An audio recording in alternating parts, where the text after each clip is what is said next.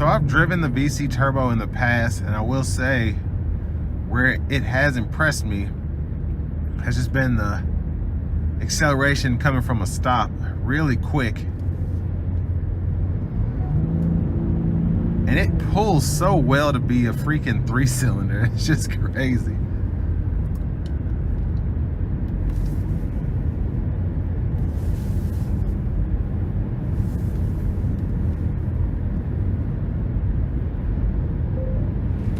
And there we have the steering assist on with the intelligent cruise.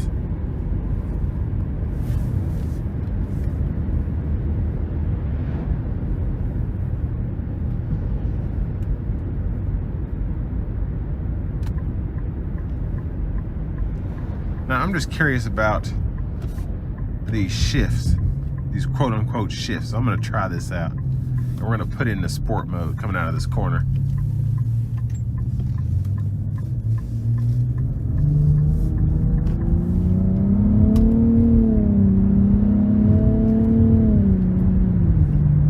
Now it's pretty quick.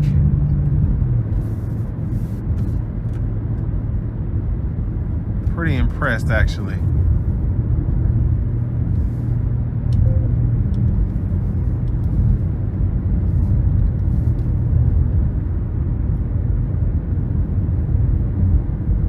And I'll have to test it when I get on the interstate, but so far, coming out of that corner, the CVT seems very refined in terms of just how it handles with this 3-cylinder.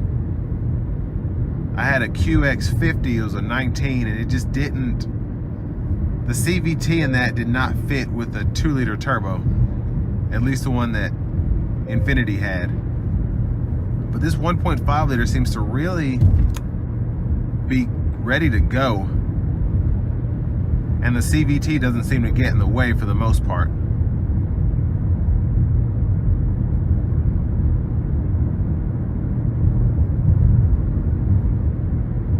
But the ride quality is good. I'm feeling the road, but it's not uncomfortable.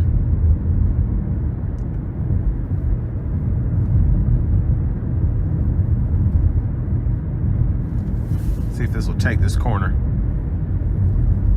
So very impressed by the Nissan safety shield, just taking these faded back road lines here.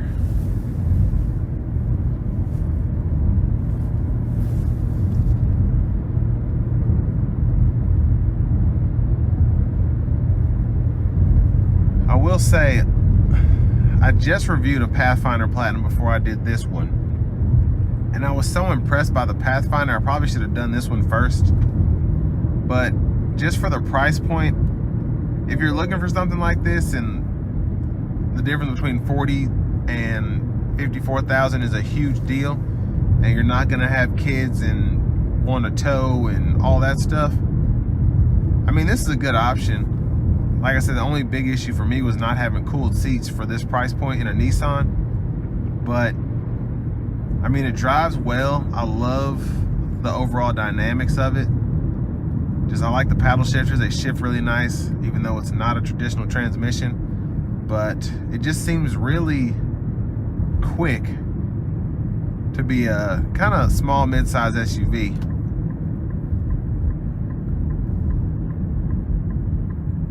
So I find it more fun to drive than the Pathfinder, but in terms of overall usability, I just feel like the Pathfinder is, especially in Nissan,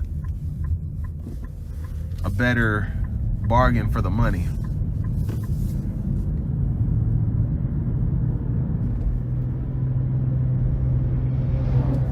But I'm gonna put her in the sport mode.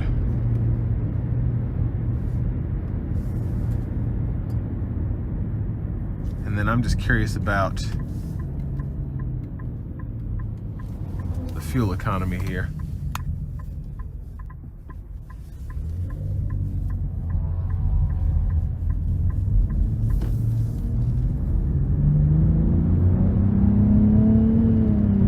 Yeah, great turbo pull, just fantastic.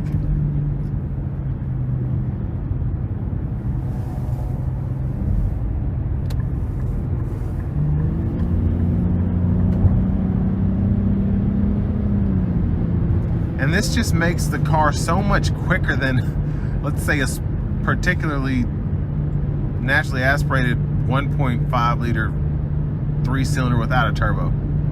I can only imagine how slow that would be, but this is just, it's quick, it really is. Now I have the full safety shield on now, and it's just,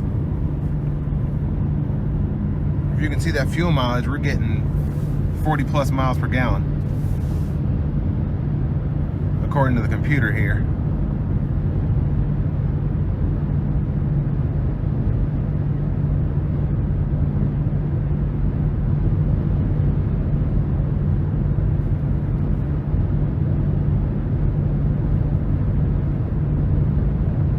But as it mellows out on this flat surface here, we're getting right at that 35 miles per gallon. But a pretty comfortable ride. Not the smoothest, but it's good, if that makes sense. It doesn't ride like a Buick or a Mercedes, but all in all, pretty good ride quality.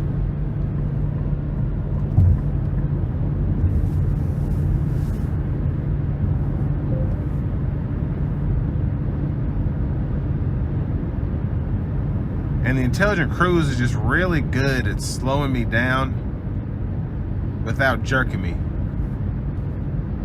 It's almost seamless. Like, I really didn't feel the vehicle brake. It just slowly got that safe distance between myself and this vehicle in front of me that's doing right at 70. And even though I still have it set at 75, it's still keeping steady with that car.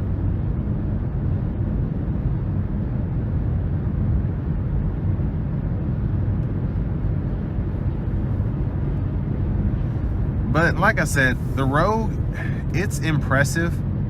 I just would probably not go for a Platinum if I were to get one. I feel like an SV would make more sense because you'd probably save several $1,000s. You'd have cloth seats maybe, but you still have heated seat compatibility or capability, I would guess.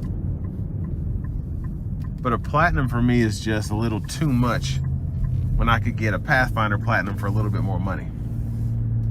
Relatively a little bit more money. It's a lot of money, but